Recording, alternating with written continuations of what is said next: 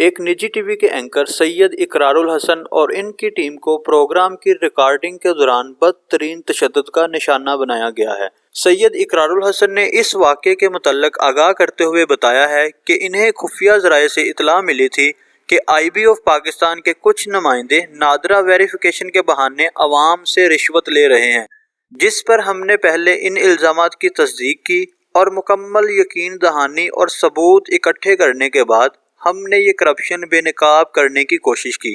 سید اقرار الحسن نے کہا کہ ہم نے سارے ثبوت اکٹھے کیے اور یہ ثبوت لے کر IB کے افسران کے پاس گئے۔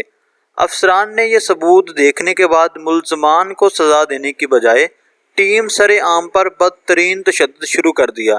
ہمیں حبس بیجا میں رکھا گیا، ہمارے کپڑے پھاڑے گئے اور ہماری ویڈیوز بنائی جاتی رہی۔ اس کے علاوہ ٹیم کے کچھ ممبران کو تو بجلی کے جھٹکے بھی دیے گئے ہیں۔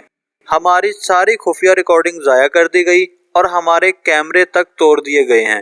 تاہم اس معاملے سے متعلق اچھی خبر یہ ہے کہ وفاقی حکومت نے اس کا فوری ایکشن لیا ہے اور اس واقعے میں ملوث IB کے 5 افسران، جن میں سابقہ ڈائریکٹر IB رضوان شاہ، محبوب علی، انعام علی، رجب علی اور خاور کو معطل کر دیا گیا ہے۔ عوام کی طرف سے بڑے پیمانے پر اس واقعے کی صاف انکوائری کا مطالبہ کیا جا رہا ہے تاکہ اس واقعے میں ملوث ملزمان کو سزا دلوائی جا سکے۔